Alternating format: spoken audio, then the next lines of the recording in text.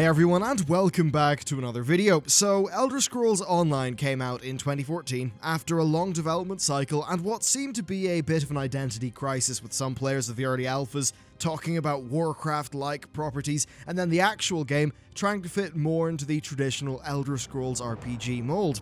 When the game came out, my main impressions were that it was very different to World of Warcraft, and I suppose therefore quite different to most of what the MMO genre was offering. Now that times went on, I think this difference is a real strength for the game. It recently had a free weekend, which convinced me to give it a shot again.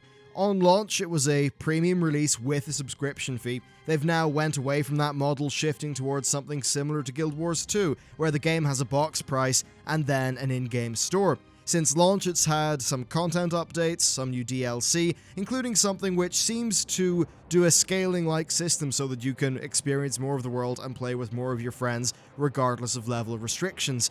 Now, I've played about 8 hours of the game so far, and I'm actually really happy to say that it pleasantly surprised me. Let's get some stuff out of the way first, though. This isn't like Warcraft, WildStar, really most MMOs of that type. It isn't really like the Elder Scrolls games that you would maybe expect it would be like from a feel perspective, mainly due to the limitations that arise from it being an MMO.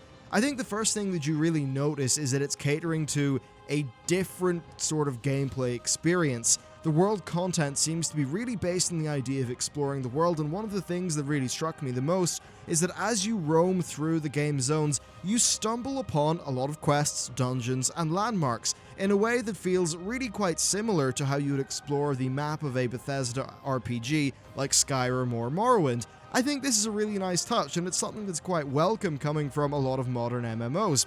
Let's just talk about the questing experience. The first major thing that I noticed is they try a lot harder to make this feel like an RPG than most MMOs do. So each NPC is voice acted with a dialogue tree that will allow players who are interested in the lore and the background of the game to actually get quite a lot of added value. Certainly something that I think will go down really well with people who like the world that Bethesda has been creating with the Elder Scrolls series. The writing in the game ranges from, I think, pretty good to boring, as does the voice acting, but they do a far better job than most MMOs in this regard, which is actually quite refreshing, especially coming from World of Warcraft. Certainly, if you're okay with the quality of writing and voice acting from the other Elder Scrolls games or the Bethesda Fallout games, then I think you'll do fine here. There is always the risk of kind of bogging the player down when you go the fully voice-acted route, but I didn't really find that this was the case for me, as I was playing in a more relaxed manner. So, finding all the little stories that the developers had populated the world with, and all of that, was actually quite a good experience. Now, I'm not saying that this is going to hold a candle to a single-player RPG, but it's a damn solid attempt at doing that for an MMO, and I can see that being something that a lot of people will like. Broadly speaking, you've got a storyline with your faction, you've then got the overarching story of the game and the time period within the Elder Scrolls lore, and then you've got the different guild storylines like the Mages Guild and the Fighters Guild. I believe there's some additional DLC content surrounding some of that stuff as well, and on top of that, each zone has its own side quests to sort of stumble upon as you travel through the game's zones. It's one of those games where it's very easy to keep on playing. While it won't be this high-octane experience, the hours definitely flew by a lot faster than I thought they would. The first time that I played this game back in 2014, I was mainly in and around Daggerfall. This time though, I was in Morrowind, and it's way cooler in my opinion. It's a really cool zone with lots of alien-like volcanic landscape. Visually, I think it's actually doing really well for an MMO. Its art style really works quite well for it.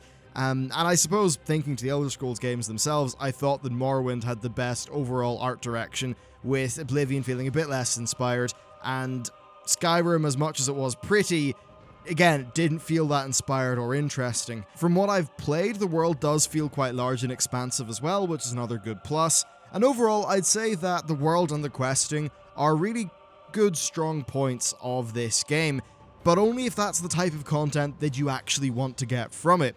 Now, race and class options are quite open-ended, and I think they've lifted some of the faction restrictions that were in place when the game shipped, so each of the game's 3 factions has its own zones and storylines, and there really is quite a lot of content to make your way through with that. There's also 4 classes, but each class can really use any weapon that you want, which allows for a nice amount of freedom. It's certainly something that does make sense considering Elder Scrolls Online's lineage. The game's combat, though, is a strange thing. It's trying to be a few things at once. Basically, it's a mixture of hockey MMO and Skyrim. You can either fight in the third or first person.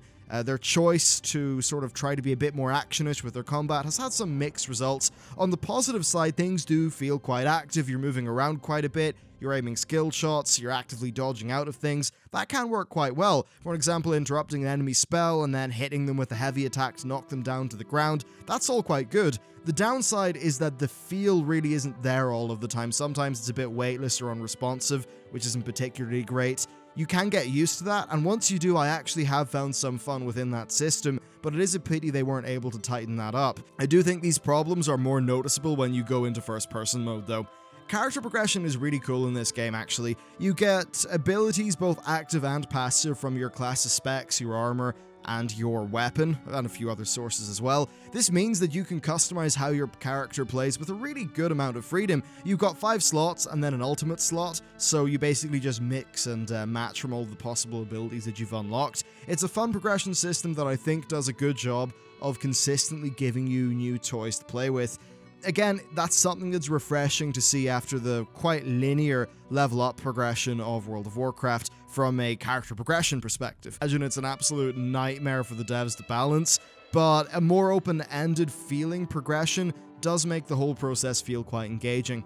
There's also PvP in Cyrodiil. Basically, Cyrodiil is the landmass from the game Oblivion, and in this, it's a giant PvP zone where all 3 factions do war. You've got different types of, like settlements which will give resources. You've got different forts and things like that. It's absolutely massive in size, and it's all centered around the Imperial City. It's, I suppose, similar enough to, say, the World v World in Guild Wars 2, but it does seem to be a little bit more developed insofar as its wider gameplay loop goes, with a player of the winning faction in the particular sort of bracket that you're in becoming Emperor, which is pretty cool. The combat system quirks are quite apparent in the PvP, and sometimes you do have issues with lag, but once you're used to it, it actually can be quite fun, and the spectacle is certainly quite cool as well, with all the siege vehicles and things like that going off. From what I gather, the game has really found a PvP community as well. Now, for me, I just don't really have time to appreciate a 30-day long PvP campaign, but if that's something that you really like the idea of, then it could be that once you get into it, you'll find quite a lot of value in that system. There is also PvE content out there, like with dungeons and stuff like that, but I haven't really experienced much of it.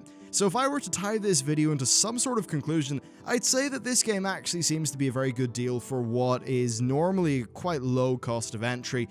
Got lots of big voice-acted quests that are better than what you normally get in the genre, some cool storylines, great art direction, a world that's really enjoyable to progress through. I've been a bit vague with parts of this video, I suppose. Rather than really doing a dissection of every game system, I think it's better to just communicate how I actually felt playing the game, because you generally know what I like in games, so if I just say how I feel like that's a more useful thing.